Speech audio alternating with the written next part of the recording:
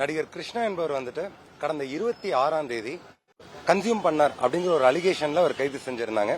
கைது செய்யும் போதே அவர் கைது செய்த முறைகேடா பண்ணியிருக்காங்க மற்றும் எந்த ஒரு முகாந்திரமும் இல்லாம கைது செய்யறாங்க அப்படின்னு சொல்லிட்டு மெஜிஸ்ட்ரேட்டை நாங்க எல்லா பாயிண்ட்ஸும் வச்சிருந்தோம். மீறி அதை ரிமாண்ட் பண்ணியிருந்தாங்க. ஸோ இப்போ வந்து ஜாமீன் மனு வந்துட்டு உயர்நீதிமன்றத்தில் தாக்கல் செய்து நேற்று வந்து அது விசாரணைக்கு வந்தது. திரு நீதியரசர் நிர்மல்குமார் முன்னாடி வந்துட்டு விசாரணைக்கு வந்துச்சு. ஸோ விசாரணையின் போது இவர் எதுவுமே கன்சியூம் பண்ணல மற்றும் இவர்கிட்ட வந்து எந்த சீஷர்ஸும் இல்லை. பியூர்லி பேஸ்ட் ஆன் கன்ஃபெஷன் மட்டுமே வந்துட்டு இவர் கொண்டு வந்திருக்கதா வாதிட்டோம். ஸோ அந்த கன்சம்ஷன் அப்படின்னு சொல்லப்படும் போதும் திரு பிரசாத் என்பவரோட வாக்குமூலத்தின்படி தான் வந்துட்டு இவர் கன்சியூமர் அப்படிங்கறதே கொண்டு வந்திருந்தாங்க.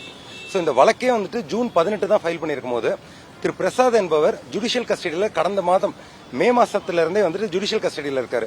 அப்படி ஜுடிஷியல் கஸ்டடியில் இருக்கும்போது எப்படி கன்சம்ஷன் கொடுத்திருக்க முடியும் அப்படிங்கறதே வந்து முகாந்திரமா இது ஒரு பொய் வழக்கு அப்படிங்கறது வந்து தெரியப்பட்டது.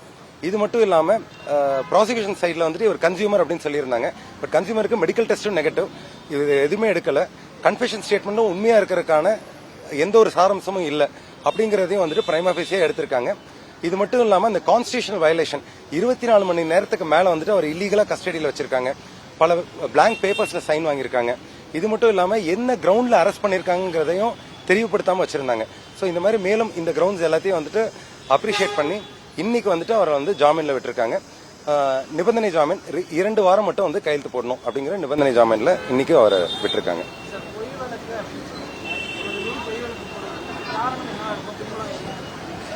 இது பின்பலம் அப்படின்னு சொல்லும் போது வந்துட்டு இது வந்துட்டு ஒரு பொலிட்டிக்கல் மோட்டிவேஷன் இருக்கலாம், எப்படி இருந்திருக்கலாம் அப்படிங்கறதுக்குள்ள நம்ம மேஜரா போகல. பட் என்ன இவரை வந்துட்டு ஒரு மீடியா எல்லாத்தையும் பரப்பி சோ எங்களுக்கு முகாந்திரமா இவர் இருக்காருன்றாங்க. இவரை விசாரணைக்கு அழைக்கிறாங்க, இவரே விசாரணைக்கு வர்றாரு. இவரே முன் வந்து விசாரணை கொடுக்கும் போதும் முகாந்திரமா எதுவும் இல்ல அப்படிங்கும் போது இவர் வந்துட்டு அலக்கழிச்சிருக்காங்க. மோர் தென் 24 ஹவர்ஸ் அலக்கழிச்சிருக்காங்க. சோ அதனால இருக்கு அப்படின்னு காமிச்சாதான் இருக்குங்கிறக்காக இன்வெஸ்டிகேஷன்ல வந்துட்டு ஆட் பண்ணிருக்காங்களே தவிர்த்துட்டு மற்றபடி ஒரு போதைப்பொருள் எடுத்தார் கன்சியூம் பண்ணாருங்கிறதுக்கே எந்த ஒரு ப்ரூஃபும் கிடையாது, மெடிக்கல் டெஸ்டும் கிடையாது. ஸோ இந்த நிலைமையில வந்துட்டு இது வந்துட்டு பியூரா ஒரு பொய் வழக்கு. கண்டிப்பா அது வந்து ட்ரையல்ல தான் ப்ரூவ் பண்ணப்படும். ஸோ இப்போ பிரசாந்த்ங்கிறவர் இவர் பேரை எங்கேயுமே குறிப்பிடல. ஸோ பிரசாந்துக்கும் இவருக்கும் வந்துட்டு எந்த ஒரு வாட்ஸ்அப் கம்யூனிகேஷனோ இல்ல வேற எந்த ஒரு மணி டிரான்சாக்சனோ எதுவுமே இருந்தது கிடையாது. இவர் பேரை வேற யாருமே குறிப்பிடல. இவர் பேரை குறிப்பிட்டதாக கூறப்படுறது வந்துட்டு பிரசாத் என்பவர் தான் குறிப்பிட்டாருங்கிறாங்க. பட் அந்த பிரசாத்ங்கிறவர் மே மாசத்துல இருந்தே அவர் வந்து கைதில தான் இருக்காரு. வேற ஒரு கேஸ்ல வந்துட்டு மே மாசத்துல இருந்தே கைதில இருக்காரு. அப்படி இருக்கும்போது ஜூன் மாசம் நடக்கிற இந்த கேஸ்ல எப்படி பிரசாத் சொல்லியிருக்க முடியும்? அதுவே ஒரு கொஸ்டினா வந்து இதுல அமைஞ்சிருக்கு. கெவினுக்கும் இவருக்கும் வந்துட்டு இந்த கேஸ் சம்பந்தப்பட்டு எந்த ஒரு தொடர்பும் கிடையாது. ஸோ ஒரு பார்ட்டியில் மீட் பண்ணிருக்காங்க, மற்றபடி எந்த ஒரு பர்சனல் கனெக்ஷனும் எதுவும் கிடையாது. இல்ல அதெல்லாமே இன்வெஸ்டிகேஷன்ல தான் தெரியும் நம்மளுக்கு. அந்த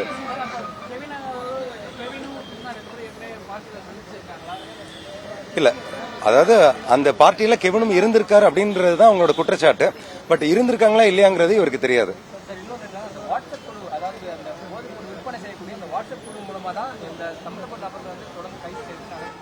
இல்ல அதெல்லாம் கம்ப்ளீட்டா வந்துட்டு அப்படி ஒரு எந்த ஒரு வாட்ஸ்அப் குரூப்புமே கிடையாது. இது இவங்களாவே வந்துட்டு ஒரு ஃப்ரெண்ட்ஸ் குரூப்புக்குள்ள வந்துட்டு எப்பயோ நடந்த ஒரு விஷயம் 2020 அந்த மாதிரி சமயத்தில் ஃப்ரெண்ட்ஸ் குரூப்ல வந்துட்டு பேசிக்கிட்டாங்க அப்படிங்கறது ஒரு முகாந்திரம் அப்படிங்கிற மாதிரி தான் எடுத்து கைது நடவடிக்கை. போதை சம்பந்தமா எதுவுமே பேசல. ஒரு ட்ரிப் வெளிநாடு போறதுக்கு ஒரு ட்ரிப் சம்பந்தமா பேசியிருந்தாங்க. அப்ப அங்க இதெல்லாம் கிடைக்குமாமே அப்படிங்கிற மாதிரி தான் பேசியிருந்தாங்க. மற்றபடி அதுக்கும் இந்த போதைக்கும் எந்த ஒரு சம்பந்தமும் கிடையாது. போதைப் பொருளுக்கும் இதுவரைக்கும் அவர் யூஸ் பண்ணதும் கிடையாது. அவரோட மெடிக்கல் கண்டிஷனுக்கு அவரால் யூஸ் பண்ணவும் முடியாது. இது எல்லாம் அவரோட மெடிக்கல் கண்டிஷனும் வாதமா போட்டிருக்கோம்.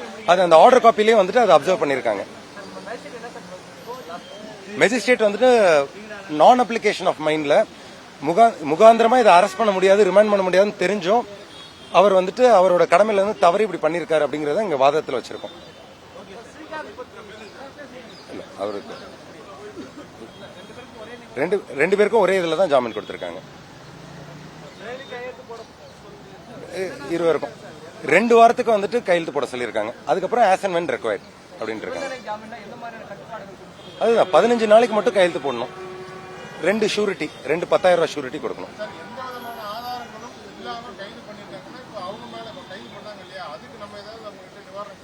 இல்ல கண்டிப்பா இனிமேட்டு அதுக்கு நடவடிக்கை எடுக்கணும். இப்போ வந்து ஜாமீன் ஸ்டேஜ்ல தான் இருக்கணும்.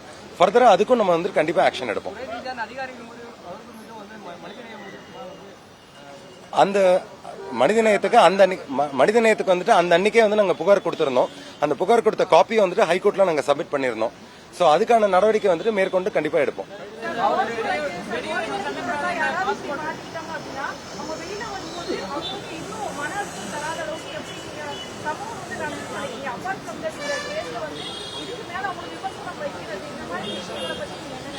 இல்ல பொதுவா பாத்தீங்கன்னா இவர் பொறுத்த வரைக்கும் ட்ரக் பெடலிங் இல்ல, ட்ரக் கன்சியூம் பண்ணிருக்காருங்கிறதா இவர் பேர்ல வந்துட்டு முகாந்திரமா அப்படிதான் வந்துட்டு கேஸே அவங்க ப்ராசிக்யூஷன் சைட்ல கேஸ் எடுத்திருந்தாங்க. அது கன்சியூம் பண்ணதுக்கு முகாந்திரமா எந்த ஒரு ஆதாரமும் இல்ல. செய்திகளை உடனுக்குடனும் துல்லியமாகவும் தெரிந்து கொள்ள சப்ஸ்கிரைப் பண்ணுங்க.